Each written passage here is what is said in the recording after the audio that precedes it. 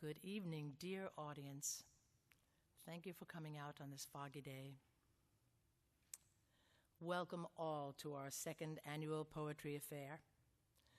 Tonight, we will be listening to poets of varied voices and styles, both narrative and lyric. Many of these poets are prize winners, some elder statesmen and women of poetry on Long Island. All are devoted to their art. Poetry is the framed language of storytelling, so don't be surprised that the poet's voice is not always the voice of the protagonist in his or her poem.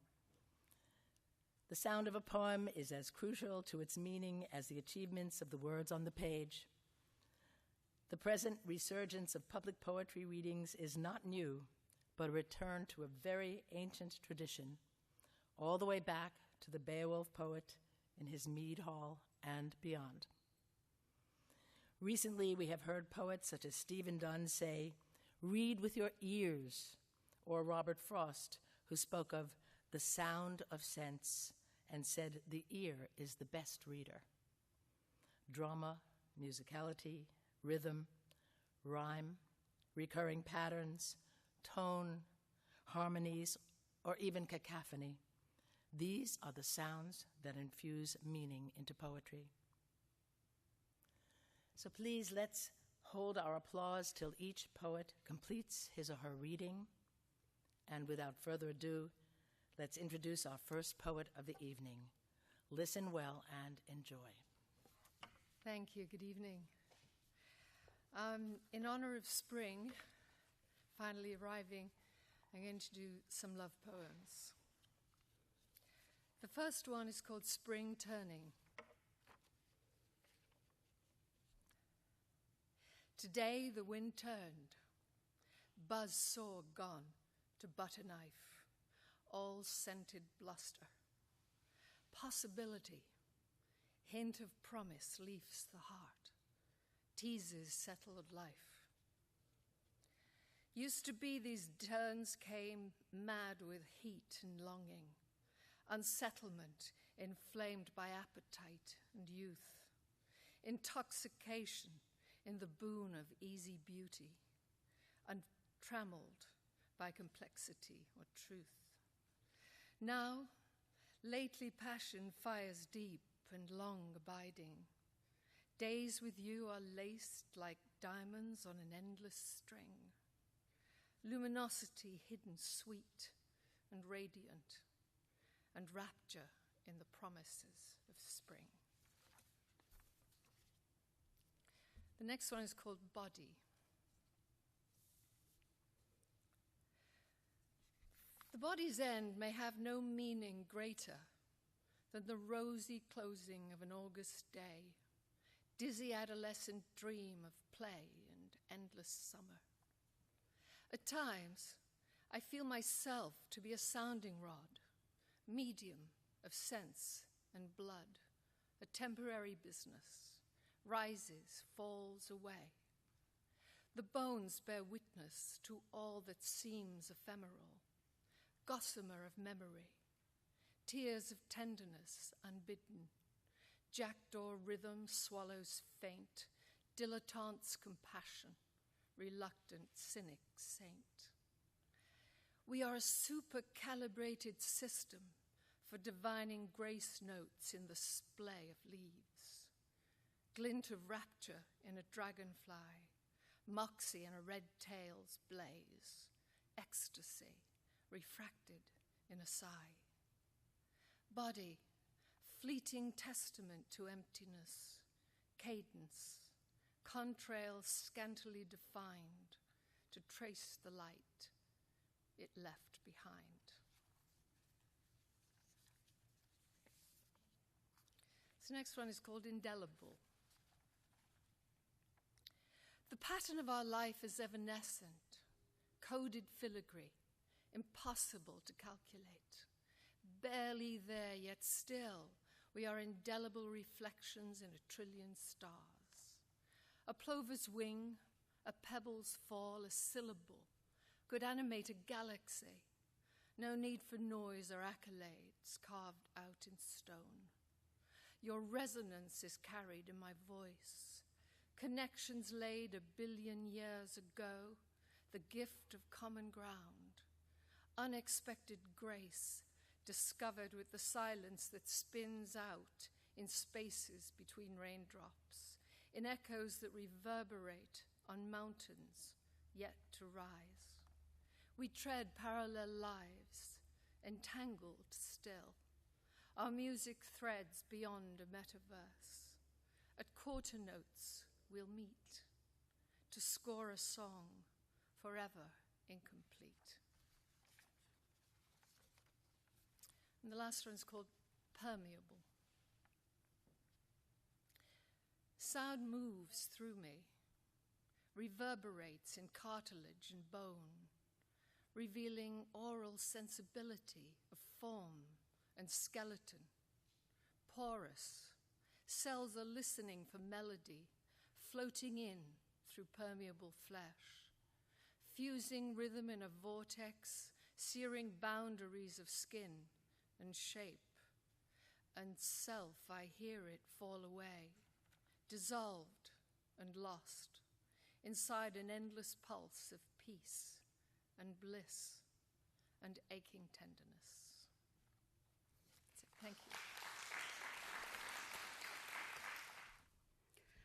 I'm going to read some poems from my 2 most recent books, Hurt the Shadow, and this book is based on the paintings of Edward Hopper and Josephine Hopper, and all of the poems in the book are in Josephine Hopper's voice. This one is called Joe Hopper Self-Portrait. It was painted in 1956. I look darn good for a woman in her 70s in the pink tone bra I bought as my birthday present from Ed, the most expensive thing of this kind I've ever owned. Another layer of skin, my salt and pepper hair cut just so, and my favorite earrings and necklace like Penelope taking Ulysses back into her bed. How easy it is when I paint to speak of forgiveness with its ragged clothes. And if you'd like to look at the book over there, this is the self-portrait that she painted.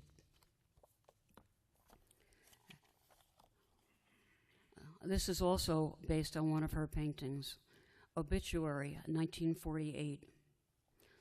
Obituary implies the show's over, n'est-ce pas? Like François Villon's Fleur du temps, j'ai dit, my flowers will be in the past tense too. That's why I'm making my obit up now. How else will you see Arthur, my cat, gone 30 years, peeking out in the left lower corner? Or my vase of dried lilies, already dead, as the centerpiece. I could put in teachers, art schools, the few galleries that showed my work. You'll never find them anyplace else. Instead, our Cape Cod house is small as a doll's, and Washington Square Arch, which reminds my husband of Paris, where I have never been, tips over like a Roman ruin. I leave realism to Edward. He can have it. This other book, American Rhapsody, is more personal, and it combines the era of Prohibition with the early death of my parents. Cigars.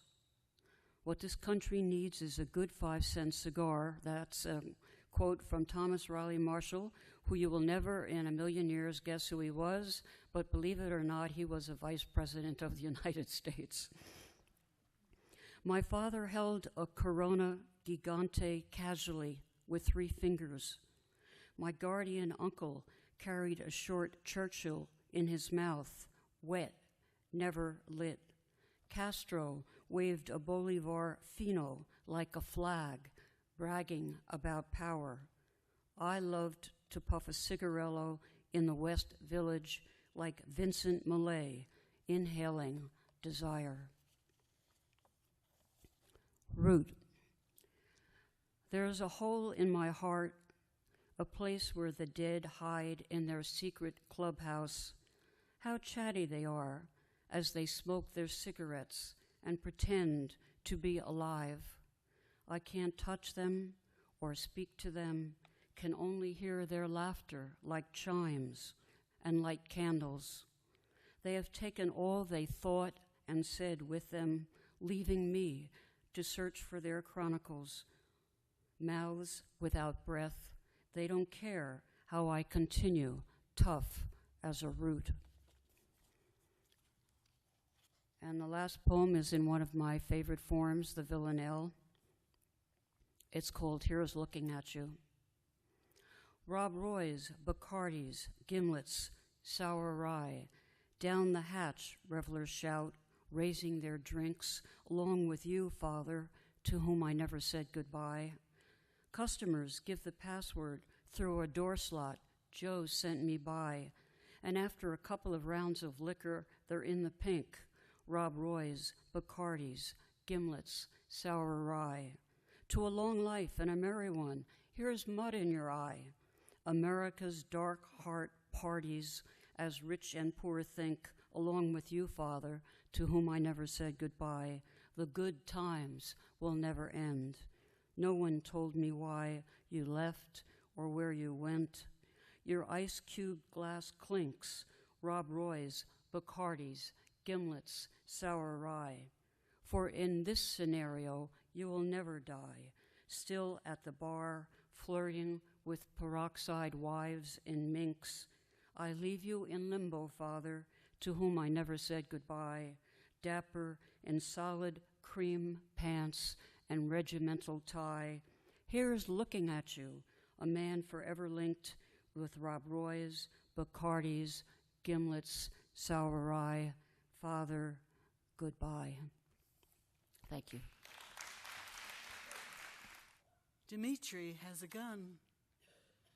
He has a gun at hand. He's not afraid to shoot if thieves step on his land. He's such a weird old coot. He's not afraid to shoot. I think it's just a bluff. He's such a weird old coot. It must be full of guff.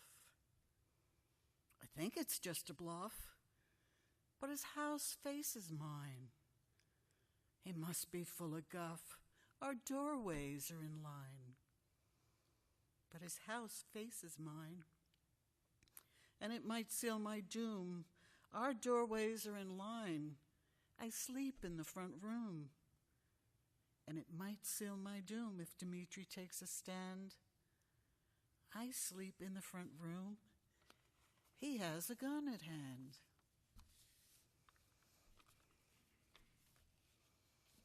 This poem is for my brother-in-law in Baltimore, who always says, you can't get a good bagel outside of New York. Give me an honest bagel, not a Pepperidge Farm pretender cooked in Connecticut by pasty-faced patricians. Give me a New York bagel, swollen with yeast and full of potato water and attitude, manhandled, rolled, pinched to a ring of remembrance. Cover and protect it from chill city air. Let it grow, then boil it hard. Set the oven high enough to toughen up the crust. Paint it with the white of eggs to give it that big city shine. This has a little bit of truth in it. It's an ode to our taxes at work. Creepy Ken is at it again. He's stealing the neighbor's fence. First, he takes the aluminum rails to sell for a few measly cents, then rolls up the chain link piece by piece under the cover of dark. If we should happen to call the police, his Rottweiler charges and barks.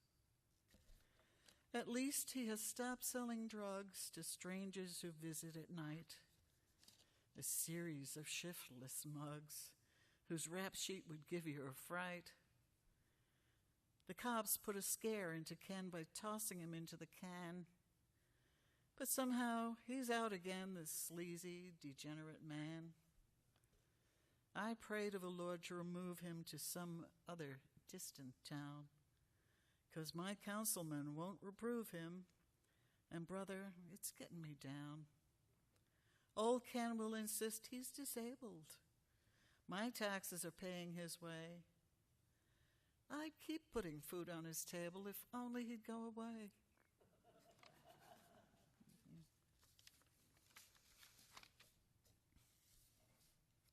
The house. If I were a house, I'd stand high upon a hill. The wind and rain might buffet me, but I'd be calm and still. My masonry would be crisscrossed with truth and family ties, and love could shine through windows clear, for they would be my eyes. I'd wrap myself with colors bright with flowers and their kin, to be a haven in the night from toil and pain and sin. Perhaps 200 years from now, when only bricks remain, the giant lilacs around the ruin will crowd out ghosts of pain. Some children wandering in the woods might stumble on the place. I pray that they may feel the mood created by God's grace. Thank you. I chose this first poem in honor of springtime. April has not gotten the memo yet. It's a baseball poem I wrote for my brothers. It's called The Cheap Seats. There is no greater beauty than April in Flushing. And if you have to ask, you won't understand. Opening day, a rudder to guide us beyond Easter, Memorial Day, far into sacred summer. Opening day, hunkered and hopeful, with blankets and thermos, and Daddy scowling at the rowdy row above for spilling beer on his children. It's the bleachers, the cheap seats, and I imagine those in the lower rows were better behaved, though I never dipped down to find out. I was a cheap seat girl, this Budweiser baptism, a rite of spring. It is a burden preordained. To love the Mets is to marry longing and regret. To be raised on reverie and the consoling mantra of next year, next year.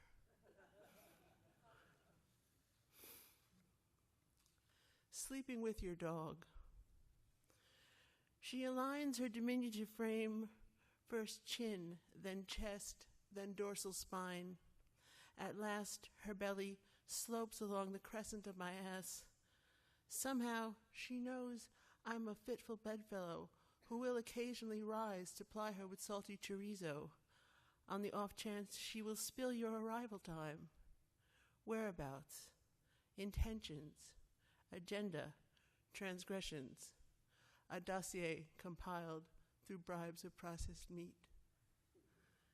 In the kitchen, she blinks at me through beatific eyes, one of two at home smart enough to never sleep alone. There are no atheists in foxholes, only bones of true believers. And the last two poems are from my book, Fetish.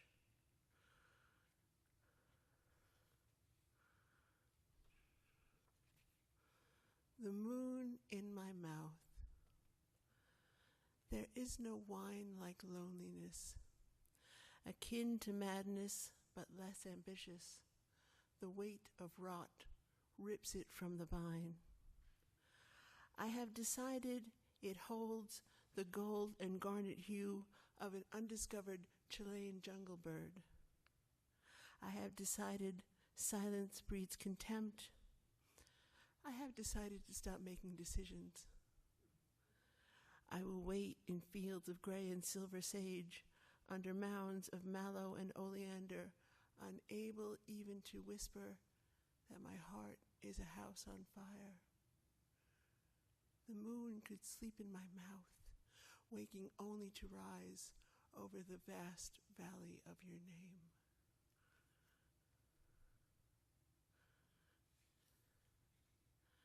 A child learns fear after consequence has caught you and taught the inevitability of landing after flight. A cigarette left smoldering in the ashtray, the back of your father's camel hair coat, the fist of a lie clenched taut in your belly. You come to weep at the circus, the black bear forced to wear sequins, each dyed neon poodle through each flaming hoop, when everyone else cries more, more, more. Thank you. Have a good night. My first poem is a new poem I recently wrote called Names. Two people at a table, parallel, till suddenly a name comes up. History rises like a smell with all its dates attached. Yes, his coat was gray. The bell on the 5th floor opened his door. His loves? The mistress on the plane went to Timbuktu. And did he not fight in the war on the wrong side? Two people at a table become one, sharing a name. A lifelong gone that lit a link in time like an embrace, as if they drank from the same cup. The next poem is from my latest book, Snapshots. I was born in the Netherlands, and near a place where there are no dunes, and there is a dike, and you walk along the dike and the sea is over your head. But there are 3 dikes called the Waker, the Watcher, and the Sleeper. It's called lowlands. Where I was born, there was always the threat of the weight of water over my head. I could hear it roar at night in my bed, behind Waker and Watcher and Sleeper. The 3 guardian angels that kept it at bay, invented by men, made of stone and of clay. If the first one broke, the second might stand. The third one, the Sleeper, lay deep in the land. When the north wind rose with a dangerous squall and the waves pounded, attacking the wall beneath which nestled the village, a bell would ring the alarm to awaken and call the tamers of seas to mend and to keep the Waker from breaking and flooding the deep meadows, from drowning the cows in their sleep and children afraid in their houses. The tamers of seas to mend and to keep the Waker from breaking and flooding the deep meadows, from drowning the cows in their sleep and children afraid in their houses. Here man-made earth was soft as a breast, the tenderest green, with watery veins, miraculous foothold, precarious rest between Waker and Watcher and Sleeper. I guess I'll read the first and the last poem in this book. This one is called Interior. Sometimes, when I love the room immoderately, and pictures on the wall begin to glow, dragging in history behind them, when the walls dissolve into snow, and the carpet meanders through gardens of odoriferous fruit, and the wood of the desk and the chair are warm as flesh, I hear a slow breathing, like a corpse waking to life. Then I know it is time to leave it for a while and close the door. Okay, I think that's... Thank you. Birch bark, in memory of Thomas Brady. My uncle brought me the skin of trees as an empty manuscript. Shed, husked scales gathered from woods, fallen footnotes of birch bark, with dark grace notes like type on white paper. He placed them in a canvas bag, gave them to the child I was, said, "Write your poems on these." Tonight in this dusk-spilled forest, all is green, dusty ground, full, warm, air, pond cool. I remember first poems. They, like scrawled henna on wrists of wood, silent pulse waiting beneath, pictographs of what I hoped to reveal. I still seek to translate the grains of wood he gathered, find the language, splintered hieroglyphs he left, meaning encoded there. Each word he never spoke was laid to rest with him, and if even one of them falls from my fingers, as night inks the woods in stillness, one tree ring is added to this book. Still life, in memory of Attila Hejja. The still life is an art unto itself, how to arrange bruised fruit, flowers, and vase in complementary patterns on the shelf where they'll be studied. There are countless ways to drape a sheet behind the objects, turn the light to catch a shadow. Even though you have passed on, there is still life. I learn from your best teachings. Watch each image grow in depth and value. I arrange, alone, the allegory I will paint. A leaf, a watch, an empty glass, other things known as relics of impermanence. Relief between these brush strokes is a bitter bliss. Your stilled life shook us all. Your work persists.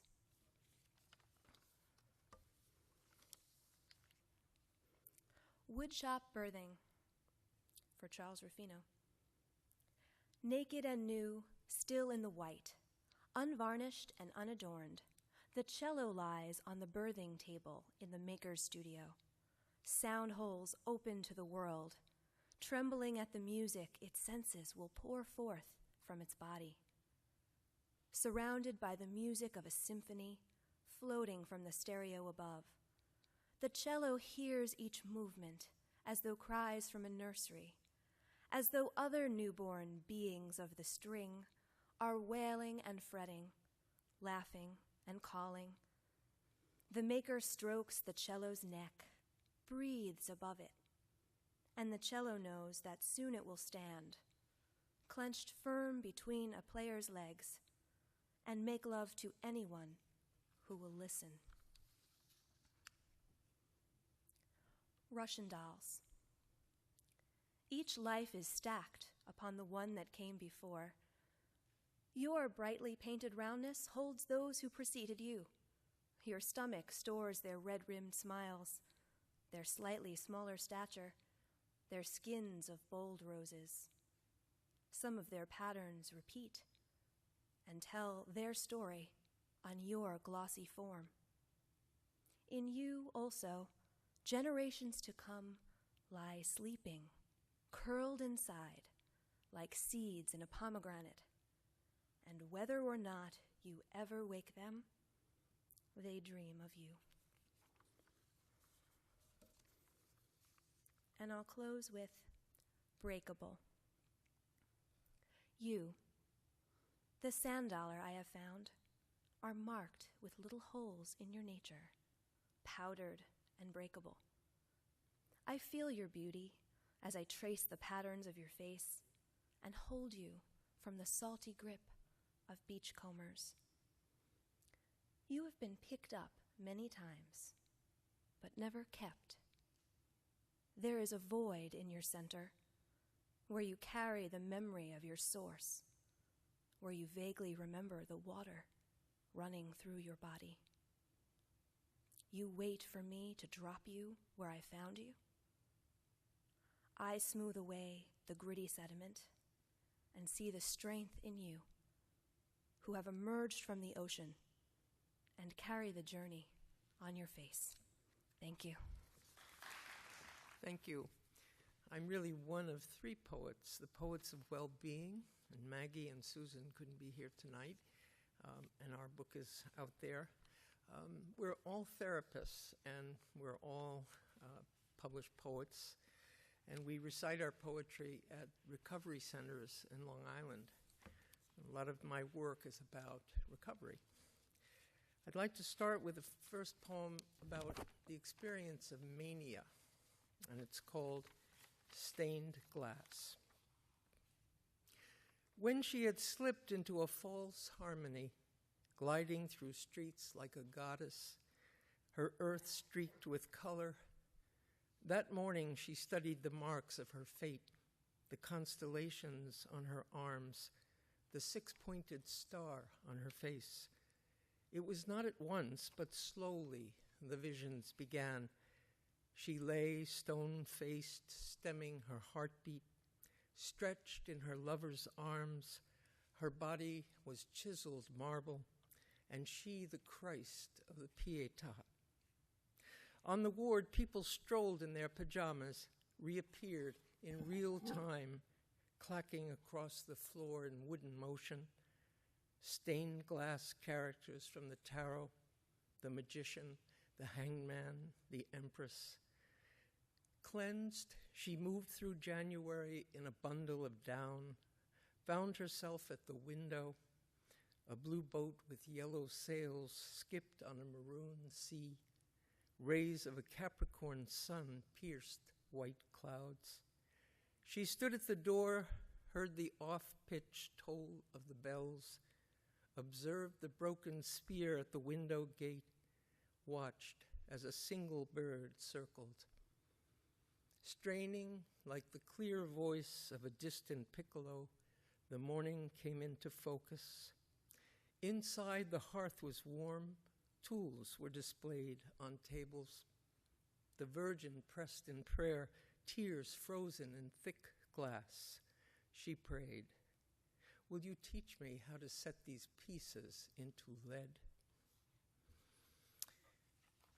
And this poem is about the reconstruction. It's called Eve. This carving of Eve emerged like David, he from an abandoned marble stone, and she from a twisted root that lay broken on the ground. With clear intent, I peeled the bark and found her shapely waist, the bulbs of knees, a single breast, one arm spiraled, its hand a serpent's mouth. The other large and like a wing lay welded to her back. She was burdened by this weight, so I whetted down the knife and shaped her gently so as not to break her crucial parts. I took her shoulders in my hands and scraped the dust until the devil's horned, embedded head peered up at me. The tie was strong. I etched her long, eccentric limbs and fashioned swans, cut elephants and apes into her graceful frame. And on her slender neck, I placed a silver ring, one that I had never worn.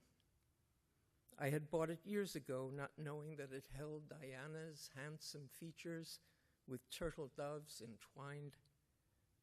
Eve's stately form, unbalanced, could not stand. The tempter's weight was far too heavy on her wings. So I wound a wire above her ribs where he and she were joined and set her free. Now she sails above my bed at her own deliberate speed, a knowing smile on her face, the devil hoisted on her back. I'd just like to read one more poem, a little lighter. It's called Mid-January. In mid-January, while the pumpkins dry, Indian corn reflects ruby and yellow light. The gourds rest undisturbed, their puckered flesh sanded, In this mid-season of time, before the brimming winter has arrived, October's suns, still buttered, rest like amber in the mind. The air clears, saunters through the window, tastes of green, lilacs from another spring.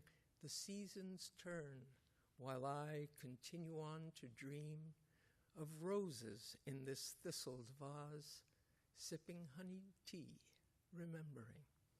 Thank you.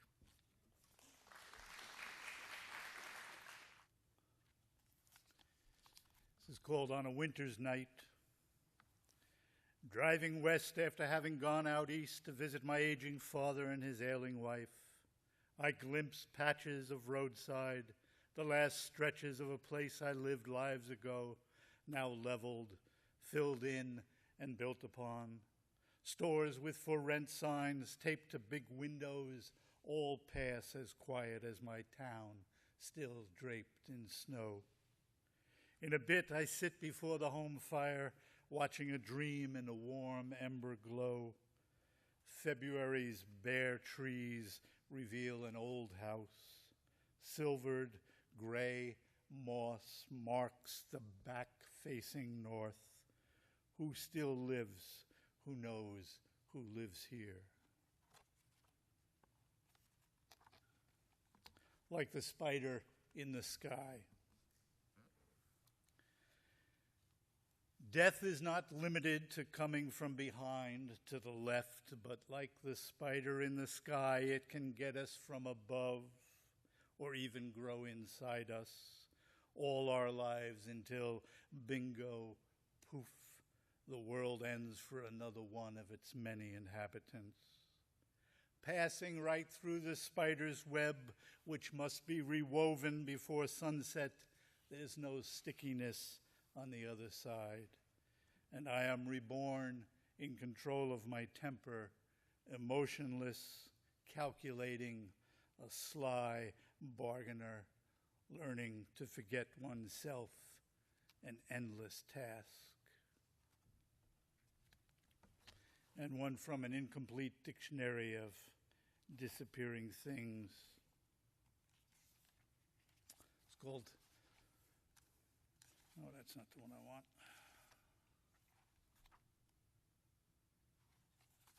Post-January thaw. The land lies asleep as farmhouse windows light up winter's first month before the sun fully sets.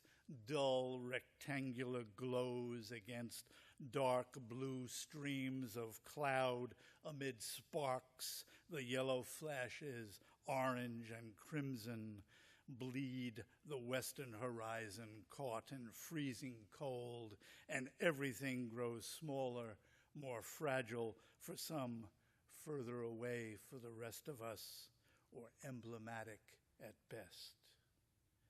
Dust in the rearview mirror, the windshield fogged driving to a home that I wish sat someplace else.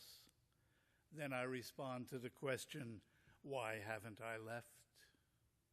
Job, relatives, the economy, wondering where to go.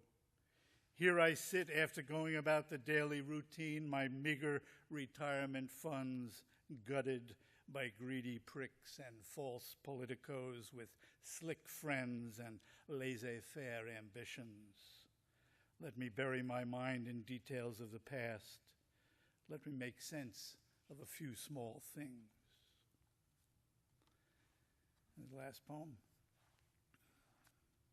After the red moon, spring falters mid-April with a cold morning, and a sheet of snow turned to ice covers what was beginning to sprout after the crocus came and went, the hyacinth frosted, stunted. Yet by noon the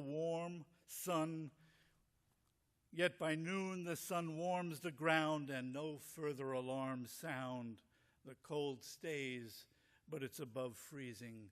I'm back toting the seed trays back and forth from the back deck sunshine to nighttime warmth on the kitchen counters. When things occur in the sky, like this red moon, I look for any effects upon my own small plot of land in this place I've lived for a long time. Some force tripped up. Now springs a gazelle, leaping, long-legged leaps. She leaps amazingly well. Thank you. Well, before I read, thank you to Rosalind for organizing this, and thank you to all of you for coming. I appreciate it. I have 2 poems for you. Both of them are from my book, Declaration for Your Bones, which is back there, if anyone cares about that.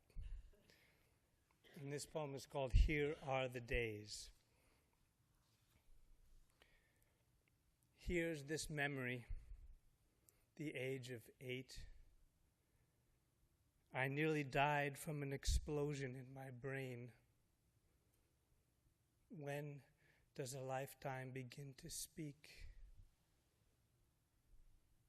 Here's this memory, the age of 15. I walked across the LIE, stoned on quaaludes. There goes September and the sky. Here's this memory, the age of 17. My parents are divorced. My childhood dog is dead. My mother's boyfriend buys the family a new dog. And this one, I give that miniature poodle a hit of white blotter acid. You see, I've refused to let anyone offer what I'm unwilling to take. And these days, regardless of memory, God's a stillness in me. I haven't died. Faith's a still voice. I'm 45 and I fear death. This is not a memory.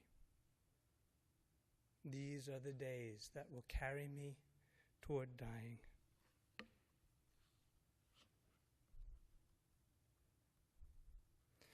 And this poem is called Spring.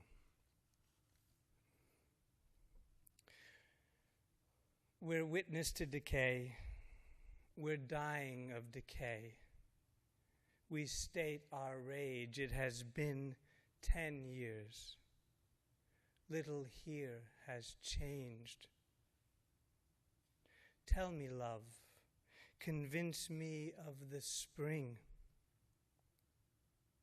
You're trying still to get your weight up from 102.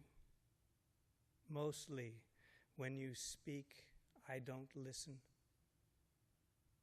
You're trying still to stare at what it means to long for solid bones.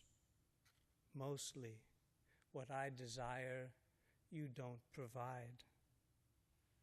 There isn't even a sky above the ocean. No blue music to accompany our drowning. Aren't we startled? And aren't we disfigured? All these Decembers, the nothing and the nowhere. Maybe we need the deepening of a common gash between us. And I'm growing tired of the time that's passing, and you're embracing loneliness as a necessary silence. And here's another boredom and another humiliation. One more moment and yet another hour, another declaration for yet another season. Our already aching lives. Please, let us not leave each other. Please, let us not leave our bones paling in the slant spring sunlight beside an empty garden waiting for next year. We must pray and then arrive.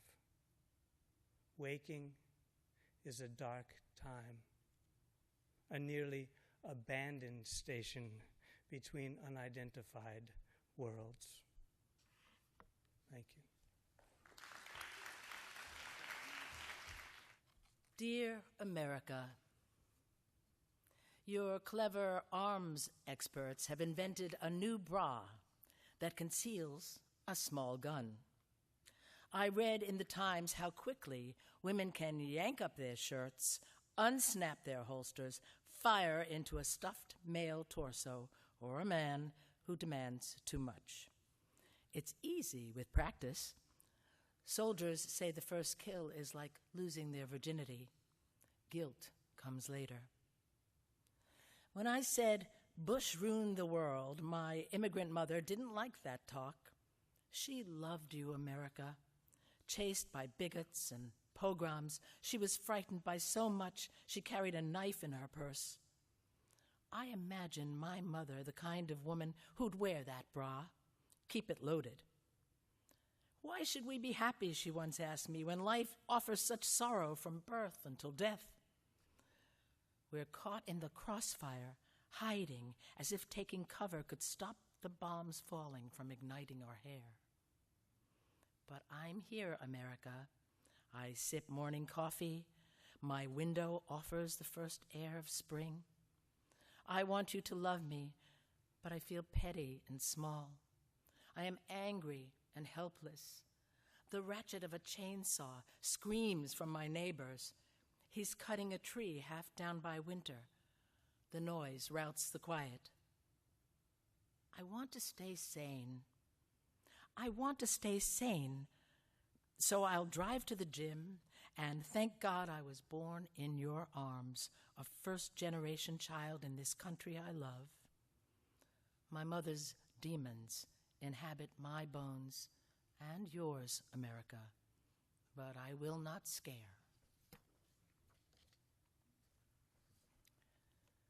Conjuncture.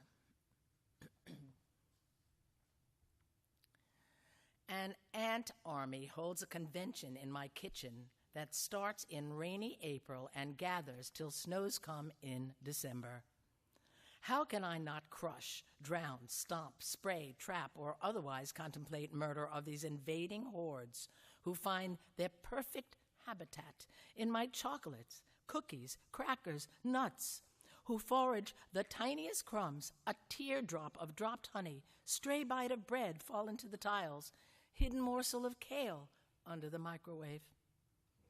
My Buddhist nun tells me all creatures are my mother beings, and even murderous thoughts will take me to a nasty place next life. I may even rebirth as an ant. The nun gifts me a little vacuum, not to zap, but gently suck the ants into a tube and place them in the flower beds outside. It doesn't work. I toss it with the carcasses, this device that only frustrates as ants scramble from the action. On the counter, I leave them in peace, take the moral high ground, squelch my anger so they can congregate, and I creep quietly, not to agitate the little creatures or myself, and lure them with a strawberry or sticky sweet away from a small place in my pantry where I prepare a sandwich or a bowl of soup. Try to thank them for their company, and accidentally step on just a few.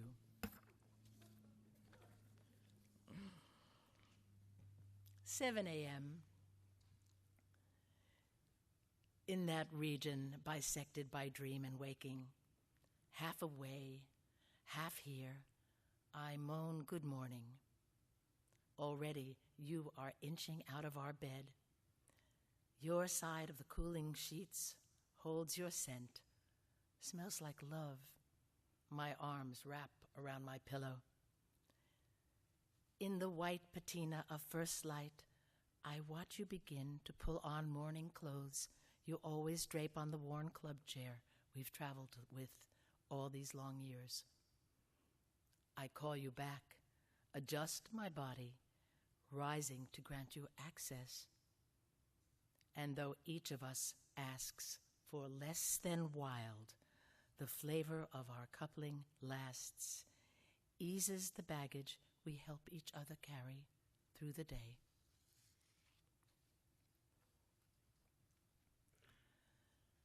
This wedding picture, with my stilted smile, is not me, but my dark sister.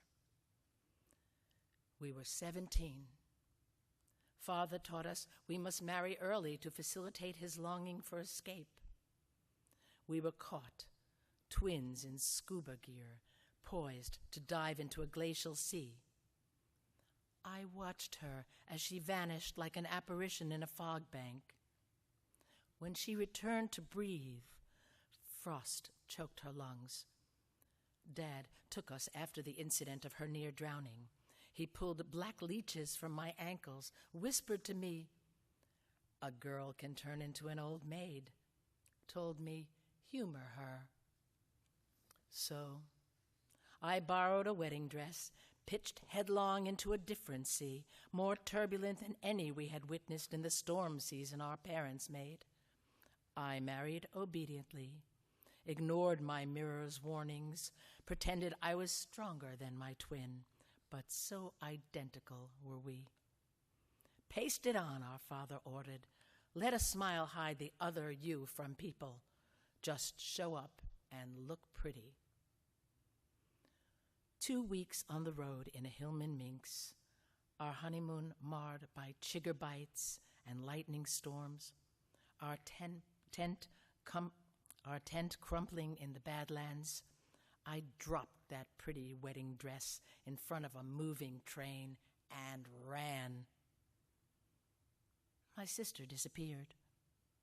My smile bears yanked out teeth, and the men are dead who tried to fix it. I mold hot glass and don't mind burnt hands. I wrap moonbeam flowers in sage leaves to capture fragrance, less bitter than the golden seal I chew with sour tobacco to heal my wounds. I can't give up. Better than gagging on sticks, better than fingers bit to the quick. And since I can't fix a brew that sweetens me, I've moved to a trailer, smoke roaches, poison cockroaches, all of whom I've named. With dented beer cans I fill with rancor.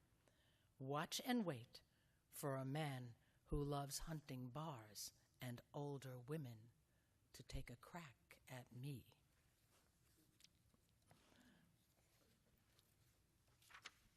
And this last one, just a sweet feeling that I had, that many grandparents have. In my arms, when I lie face up, hoary and broken, drowning in a freak sea, or when I crash into a mountain, trying to recite my mantra, invoking Buddha as my pilot, or close my blind eyes in a nursing home as my daughter moistens my lips with ice, whispers, "I love you, Mama," like I did, I will still rock on this porch swing, this clear L.A. spring morning, my lap a cushion for my grandson, for his newness, and want nothing more. Thank you.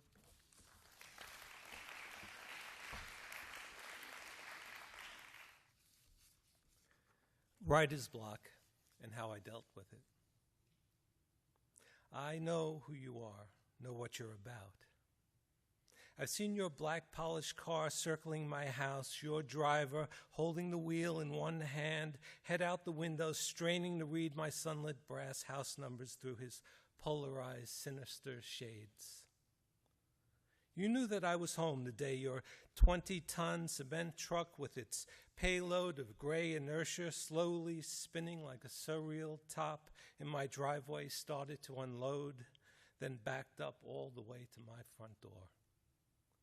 Everyone always said that you were no friend, lazy, a negative seed, sociopathic, that you'd amount to nothing and I'd be brought down with you. I'm watching you now. Flip that bad boy smirk, light a cigarette and roll up your sleeves. But these days your tattoos aren't new anymore. Faded a gunmetal green, way beyond obscene. That mermaid wrapped around your biceps would get you banned from Disney. Why don't you go get a real job? Go get a life in Jersey and leave me and my creativity alone before somebody gets hurt. And it won't be me, and if it is, I'm going down with a fight and pen in hand. I've had all that I can take of your wise guy ennui, your big shot boredom. I'm turning off the television, burning tonight's dinner for two, burning down the kitchen, in fact, flooding the basement, breaking up the family room. I'm going to start living again in my living room. Novel idea, huh? Just watch me. I'm sitting down at my desk, and if you put up a fuss or go too far, well, I'm telling you right now that I am half Sicilian and have friends in all the wrong places, if you know what I mean. And a dead fish wrapped in yesterday's papers delivered to your front stoop by someone not pretending to be UPS is a pretty stinky message. So, why don't you hop in your fast, borrowed sports car and start driving in any direction you choose, and I'll take pen to paper and start writing a story that begins with an unfortunate accident on a descending curvy mountain road in a February ice storm, an apparent accident that the cops, for some reason, just won't let rest. And second and last poem is called Running. My running head is still in slumber, my running legs comfortable in bed, my running shorts folded in the top drawer. Alarm clock keeps on running past snooze, and I should be awake, brushing my teeth, racing to get out, but do I really want to use up heartbeats I've saved up? I'm running in dreams that aren't yet over. I'm running behind, and I'm not even up. I'm running in circles of indecision. Am I a sloth or a cheetah? I'm running to keep fit the one body I've got. Okay, I'm running through the hallway, past the dog, out the front door, turn the lock, let the screen slam behind, running past neighbors' houses, windows dark as boarded up businesses. At this too early an hour, I'm running and wondering, am I the running kind? No one's here with me to count my heel strikes, to hear my breathing, to feel this pain of my choice. It's just me and my Nikes, streetlights and asphalt. I know them like an old friend knows a friend's voice. I know where I'm running, but I have no idea where I'm heading. I'm running from the shaving creamed face in my mirror, running from the fear I'm turning into my father. I'm running from the morning news face down on my lawn, running from the same mistakes I've dwelt on for so long. I'm running from I told you so drones of derision hovering above my woebegone decisions. I'm running to gather all of my orphaned inner children. Makes me sad to think some won't make it to heaven. I'm running into the forgiving arms of my maker, running home for a shower and an instant breakfast. Quick, now I've got to be running to the office, running to make an important meeting at 9. I'm running from paycheck to paycheck to make a living, running to keep my salesman ego fired up and driven. I'm running and not even thinking of consequences eternal and of these precious days freely given and so casually littered. Thank you. The egg. It's always good to start like that, with the egg. Say 3 Our Fathers to have a soft-boiled egg done right, Mother would say. And I said 4, even 5, slowly, when I thought I had sinned, looking at the photos of naked women Father kept in his fishing bag, for I believed that would strengthen my faith. Mother's eggs always came out rawish, with the whites resembling mucus that would ooze out of the nose of a kid across the street whom I loved to cheat at a game of marbles. Anyway, Mother's eggs, I construed impartially, were like that because she in fact prayed to Mary instead. One morning, while she was staring at the egg that bounced in the water, and her lips were moving silently, I ventured my long-prepared remark. The teacher said God would never be able to tell us whether he created a chicken or an egg first. Do you know? she slapped me and said, "Don't you ever ask me those stupid dialectical Marxist questions again. This school poisons your head. God help us all." But I wanted to know what negated what, so I decided to be a Marxist. I refused to eat eggs, chicken, or any kind of meat because that meant oppressing other living creatures. While recuperating from paratyphus, I kept my mouth tightly shut, making my mother cry as she held a plate with chicken soup in her lap. In school, I surpassed even my teacher, declaiming about the exploitation of the masses, the corruption of the rich who could afford caviar and frogs' legs, and the proletariat only cabbage and beans. One day, the teacher called me to his desk. "Where is all this fervor coming from?" he whispered. "It's the egg and the chicken, comrade teacher." He pointed stiffly to the corner, and I stood there sweating and inhaling the damp, flaky paint. After the class, when everyone else was gone, he said gently, "Come here. Enough of that dialectical crap of yours, you hear me? What you get in school is for the world. What you believe in is for you. Listen well. God, in his infinite wisdom, created the egg and the chicken simultaneously. How's that for an explanation?" And he motioned with his crooked finger to the door. Instantly, my whole world crumbled down. I ran home and asked that night for scrambled eggs. Mother crossed herself, mumbling sorrowfully, "Lord, please help me with this boy." The following morning, I opened the cupboard and took out 2 eggs. I let them boil till the water evaporated, and I went hoarse, praying. Checkpoint. At the checkpoint, made of tree trunks and barrels filled with sand, a group of pale bus riders standing in meandering line depends on one man whose belly will soon have his blouse buttons burst. Am I a Jew, a Muslim, a Catholic? Which one does he want to hate more today? Will my name on the soiled piece of paper confuse him or make him pull me out by my shirt sleeve as if I were a disposable part of the human race, deemed perhaps to be worthy of living or dying, as my uncle used to say, by the look of my penis? Am I saved or doomed if he suddenly remembers, or I do, that we went to the same high school?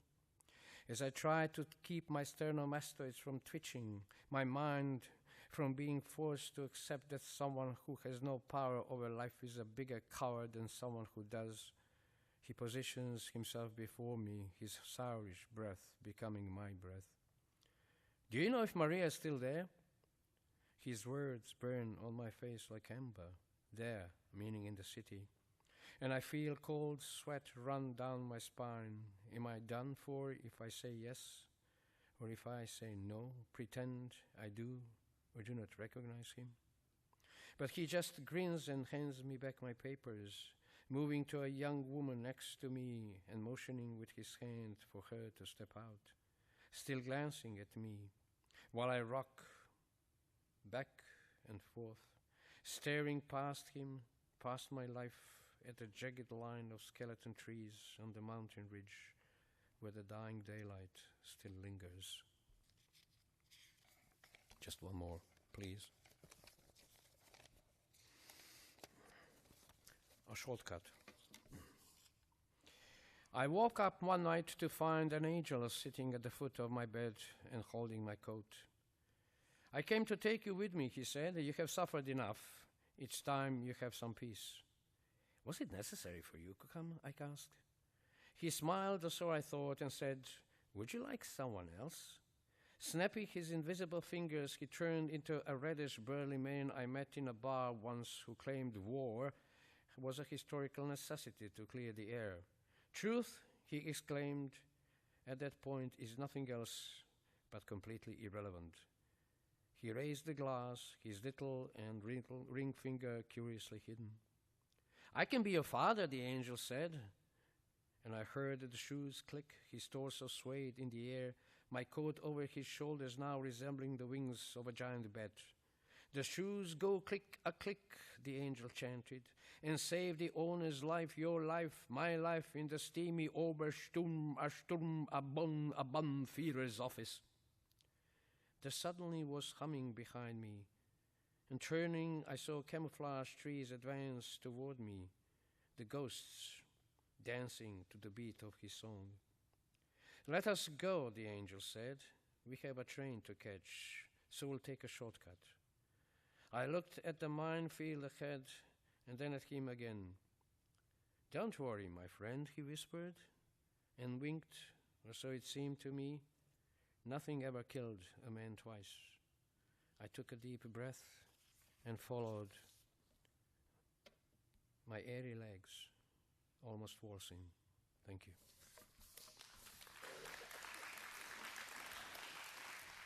Love letter.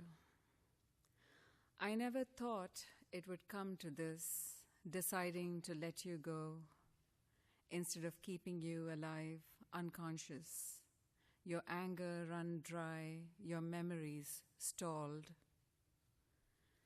Would you judge me as selfish, wanting to see you dead rather than in a hospital bed with tubes piercing you? Would you judge my wish as vengeance, not mercy? I bid you farewell on this wintry dawn, the juice of mornings and the bright silver of night absent, faces around you peering into your very soul, mere strangers, or rather, vague pencil sketches against antiseptic white. I know you would want to make the decision about leaving. Your wish echoes in the orange leaves falling through the night. Allow me to direct you to the place I think you desire, a haven outside confinement and cold science. The next one is a childhood memory. Hiding from the eclipse.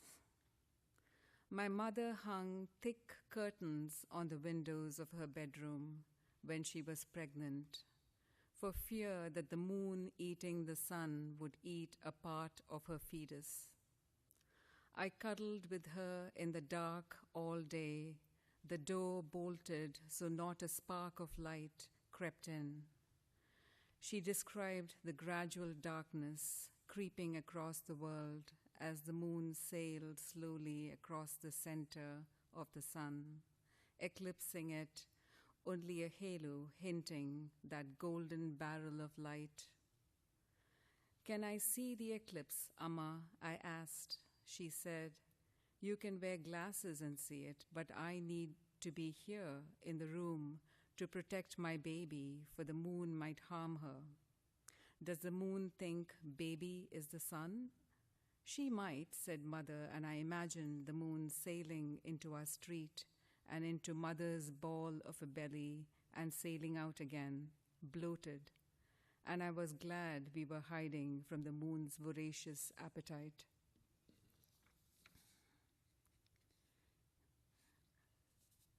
This last poem is Wind in the Dunes. It's a response to the picture of a child drawn on the ground by villagers in northwest Pakistan to warn the drones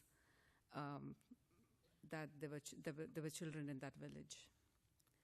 And I wrote it in the form of a song. Wind in the Dunes. Draw the face of a child on the desert floor, so drones see it before they bomb from above. Let the sand shield us so the plains retreat. Let the wind play in the dunes. She danced into my life, stepping out of the rubble, raising her fist at the world. My tiny girl got back half the body she lost, a glass eye, a new hand, a leg, and a face. I'm sorry I couldn't shield you, my child, I said, surprised when she danced into my life. She danced into my life, stepping out of the rubble, palms open to receive my word. Draw the face of a child on the desert floor, so drones see it before they bomb from above. Let the sand shield us so the planes retreat. Let the wind play in the dunes. She danced into my life, stepping out of the rubble, shaking out the dust of the past. A tiny thought stirs in the wind in the dunes. The thought becomes a poem, wets the wind to the dunes. A tiny thought stirs, the ghosts awake. You and I sing its tune. She danced into my life, stepping out of the rubble, carving her name in stone.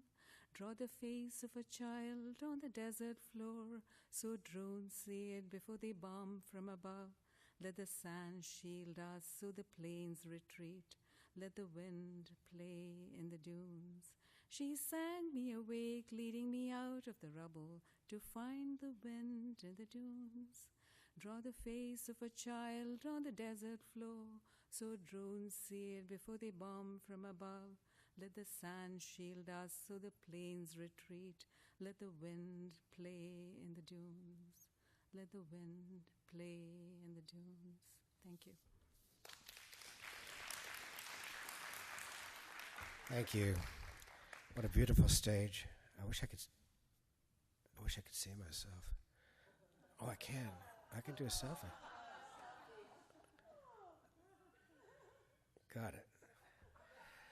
Right. Thank you so much. I have 5 minutes worth of material, but I have 40 minutes to do it in. So. I have a poem. It's about 25 years old. It's for all the guys that were at the 7-Eleven when I drove into town, all the contractors and such. It's called Take Mike. I mean, he doesn't live in this town. He lives in Levittown, which is nowhere as far as anybody's concerned these days. He lives in a house built after the war in a time when everybody got married and lived as happy as the guy in the next Peapod meeting. They lived in a house like everybody else's, and they didn't mind it. They all watched the same show on the same channel on the same model TV. The test signal came on at the same time of night in every household in America. But take Mike, for goodness sakes. I mean, he makes a little money. He does something with it. It's just a little monopoly house, after all. But right away, he's pushing it out here. He's adding a little skylight there. And before you know it, he's got a kitchen nook where everybody else in the street has got a wall. And he refuses to catch the 628 and be one of the guys in a train full of guys rumbling car by identical car to the city. He won't even take an office job, for Christ's sakes. No, he's got to be a roofer or something and buy a truck of his own and paint his own name on the side of it. And nobody is going to tell him what to do. All right, maybe sometimes that means he loses a contract in the middle of a job because he refuses to compromise with some lady in one or another of these overpriced houses out here in the Hamptons. But I mean, take Mike. He's his own man with his own set of tools, his own set of manly possessions. Take Mike. He owns one of those dogs that sits in the passenger seat of his truck and hangs its head out the window. For Christ's sake, you could take that dog to the beach and it will actually jump in the water. If you throw a stick, I don't care whether it's summer or the middle of January. But God, they actually go out, they go and they do that. I've seen the pictures. Not that I'm jealous. I want to get that straight. I lived long enough to realize that individualism is no longer an issue. I've outgrown that particular fantasy. I mean, it's impossible to be an individual in a nation of now 300 million people who are all being fed the same line of crap every day. The same line of crap every day. Every everlasting working day, every day about freedom, about individuality. The same line of crap advertised absolutely everywhere. And everybody's offered the same line of products and services, which they would have to buy to be individual, wear to be individual. The same clever line of commentary which they would have to think to be individual. And where the only real semblance of individuality is how to figure out how to keep up with the new fashion alternatives in individuality without going broke or losing focus on your work. Figure out how to strap on the latest feedback and remain content when you're not in the office or in your bed, which no longer yields up its dreams. We're choosing from among the new lines of crap is what they come up with. It becomes the measure of a man. That becomes the measure of a man, not real life choices, not real life choices. No, I accept that after all these years. But I mean, take Mike. I mean, he's a man with a real leather tool belt and a big clanging box for his tools. When he comes home at night, he's spackled from ear to ear with tar and hard work. He smiles. He takes to his easy chair, and everything about him tells me this is a man who actually comes home and finds real relief from a day's work, real rest, not just another dark spot to park his ass while he waits to die. Yeah, I've said it. Not that I'm afraid of dying. But take Mike. Death wouldn't be so bad for a man like that. He's experienced life. Life's given him his rewards for living it. Take Mike. He hasn't cheated himself of living. Life hasn't meant missed opportunities for a man like Mike the way it has for me, because I don't know, but sometimes I feel as though I have cheated myself. I have missed my chances. I do not want to die until I've really lived, even if it's too late for me to do so. Now, Mike, why should he be afraid to die? Which is why I say, if death has to come and knock on someone's door, let it be Mike. Let Mike be the one lying on the living room floor, clutching his chest with his wife ironing happily in the kitchen, the kids out, God knows where, pummeling baseballs, doing their hair with the bills piled quietly higher, with the snow still falling on the perfectly plowed driveway. It is the strong ones who should die. The ones who have worked hard and slept well, the ones who have wrestled with life and won and lost, while the rest of us have just waited, hoping that somehow, someday, someone would just hand up the magic key. Death, when you come, take Mike. Thank you. You're not supposed to applaud. All right, so I got 20 seconds to do this poem. Why Not Sisters do their dance on time? This is a bar song, a crazy bar poem. This is a true account of everything that never happens. Well, these are the Why Not Sisters. They do their dance on time, and I'm out of range when the selfies get snapped, waiting at the zinc bar with a cat named David. The floor show begins. There are billiard boys. There are mixed drinks. There's several punk star wannabes with names like Blue Nancy and Crazy Balls of Steel and Granny in a Hurricane. Oh, I shit you not, my good man. This dope's a stranger to me now, but if there's a tango in the mosh pit and there's chicks leaning like French literature on straight dudes, and if there's a crowd shredding it up and burning on the balcony, count me in. And look out. I say, look out. I say, look out. Look at the way the Why Not Sisters can get it on. Their bowler hats are akimbo. They're askew and stepping out. And where else are you going to go to get this action? Hey, that's right, jerk off. Someone's going home with somebody else tonight. Monsters live in the concrete. Sugar lives in sugar. But what the hell? An excellent madness suffuses everything. Oh, what a sweet spot to be in. Getting it on like gypsy fireworks and banging it back in the back room, baby. Girl, this makes it rough, and this trade is rough, but it'll get you through, so ditch your pants, hitch up the flagship, zipper, baby.